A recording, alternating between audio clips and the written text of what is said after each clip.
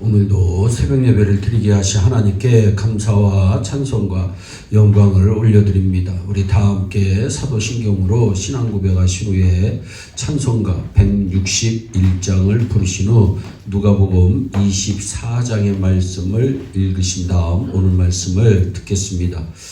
누가복음 24장 1절로부터 10절의 말씀을 오늘은 묵상하면서 예수님께서 주시는 부활의 교훈에 대해서 은혜를 받기를 소원합니다. 인류 역사 중에 가장 슬픈 날이 어느 날인가 생각을 해보면 아담과 하와가 하나님을 반역하고 죄 지음으로 에덴 동산에서 쫓겨난 날이 인류 최대의 비극의 날이라고 저는 생각해 봅니다. 그렇다면 인류 역사에서 가장 복되고 기쁜 날은 어떤 날일까요? 그것은 예수님께서 사탄, 사망, 지옥의 권세를 이기시고 부활하신 날입니다. 예수님은 십자가에 오전 9시에 못 박혀 오후 3시경에 다 이루었다. 성공을 선언하시고 아버지여 내 영혼을 아버지의 손에 부탁하나이다 하며 당신의 영혼을 하나님의 손에 부탁하시고는 고개를 뚝 떨구며 세상을 떠나셨습니다. 그때 온 하늘은 빛을 잃고 땅은 지진으로 흔들립니다. 예수님을 십자가에 못 박은 백부장은 이 광경을 보고 벌벌 떨면서 진실로 하나님의 아들이었구나 고백을 합니다. 이렇게 놀랍게 예수님께서 운명하신 후에 아리마대 사람 요셉이라는 국회의원이 빌라도 총독 앞에 섭니다. 예수님께서 십자가에 못 박혀 돌아가셨건만 떡을 얻어먹었던 5,000명도 손을 못 대고 죽은 지 나흘 만에 살아난 나사로도 다시 죽을까 겁이 나 손을 못 대고 예수님의 품에 안겨 사랑을 가장 많이 받았던 사도 요한도 손을 못 대고 열심쟁이 베드로도 벌벌 떨며 멀리서 바라만 보고 나머지 제자들도 두려워 나타나지 못했습니다. 그런데 아리마대 요셉이 총독 앞에 나타나 예수님을 십자가 형틀에서 내려 장례에 드리겠다고 청하여 허락을 받습니다.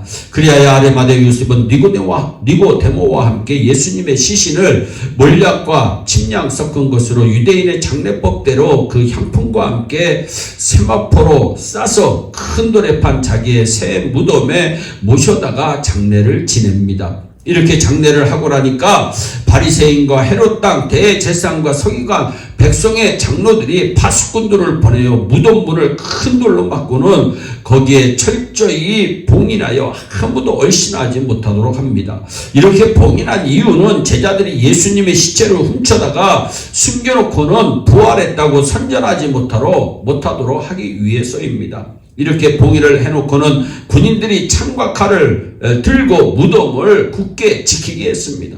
사흘째 되는 이른 새벽 갑자기 캄캄한 하늘에 문이 열리더니 빛이 강하게 내리비칩니다. 그렇게 거세던 군인들이 깜짝 놀라며 이게 웬일이냐 하고 눈을 들어 하늘을 쳐다보니 천군천사가 내려오는 것이었습니다. 이때 군인들은 호랑이 앞에 강아지처럼 정말 고양이 앞에 쥐처럼 와들와들 떨기 시작합니다. 천사가 내려와 무덤을 막았던 큰 돌을 떼굴떼굴 굴려버립니다. 굴려가는 돌이 멎을 때 천사들이 그 돌 위에 성큼 올라앉는 것까지 떨면서 보던 군인들이 기절을 합니다. 이때 예수님은 무덤에서 일어나셔서 머리를 쌌던 수건과 몸을 감았던 수의를 차곡차곡 개어놓고 그리고는 영광의 옷을 입고 무덤을 나오십니다. 예수님께서 무덤에 나오실 때 왜 필요 없는 수의와 수건을 차곡차곡 개어 놓으셨을까요? 예수님은 어디서 무엇을 하시든지 뒤처리까지 깨끗이 하는 질서의 주님이십니다. 우리 하나님은 질서의 하나님입니다. 예수 믿는 사람은 질서 있게 살라는 것을 교훈하신 것입니다. 필요 없는 쓰레기라도 질서 있게 정리하는 것이 중요합니다. 사람이 있다가 떠난 자리는 어디든지 깨끗해야 합니다. 성도들은 말 한마디, 걸음걸이 하나도 종이 한 장을 버리거나 침 한 번 뱉는 것도 질서와 규칙을 따라 해야 합니다. 예수님의 빈 무덤처럼 질서 있는 모든 모습을 우리 예일의 성도들은 삶에서 보여주시기를 바랍니다. 그러면 예수님의 부활이 우리에게 교훈하는 것이 무엇일까요? 첫 번째, 예수님의 부활은 역사적 사실이라고 하는 교훈을 우리에게 줍니다. 또한 예수님의 부활은 기독교의 기초돌이요 기독교의 전부라고 하는 사실을 교훈합니다. 또한 예수님의 부활은 사망 권세를 이긴 독생자이심을 확증한다고 하는 교훈을 우리에게 줍니다. 그렇습니다. 인간은 누구라도 스스로 부활할 수 없습니다. 그러나 예수님은 하나님이심으로 스스로 부활하십니다.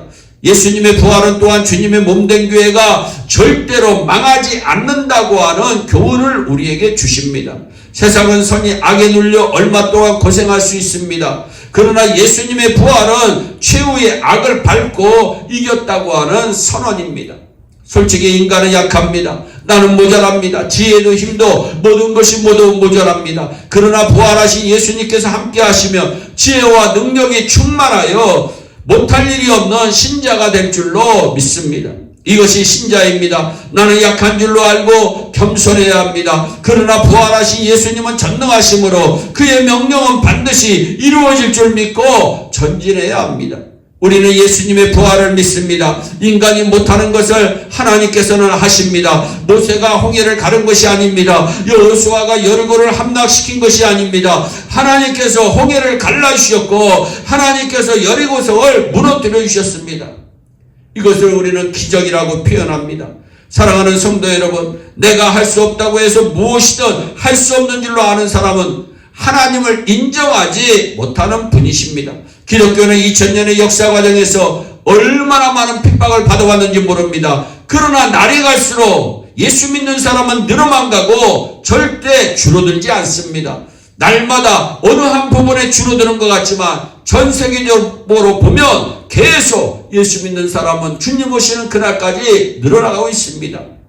우리 예일의 온 성도들이 날마다 풍성한 삶을 누리시고 날마다 전진하는 삶이 이루어지고 부활의 주님 마음속에 모시고 일평생 사는 축복이 임하시기를 예수님의 이름으로 축원합니다. 기도하겠습니다. 사랑의 하나님, 참 감사합니다. 오늘 누가복음 마지막 장 24장의 말씀을 묵상해 봅니다. 아버지, 예수님의 부활의 신앙, 아버지, 예수님의 부활이 우리에게 힘이 되게 하시고 예수님의 부활이 우리에게 능력이 되게 하시고 예수님의 부활이 우리에게 기적이 되게 하여 주옵소서. 부활하신 주님 모시고 일평생 사는 은혜가 예일교회 온 성도들에게 넘쳐날 수 있도록 주여 책임져 주시고 복이 되게 하여 주시옵소서. 감사하고 예수님의 이름으로 기도하옵나이다. 아멘. 우리 다 함께 주기도문으로 예배를 마치시고 각자 개인 기도하신 후에 오늘도 주 안에서 승리하는 복된 하루 되시기를 바랍니다. 감사합니다.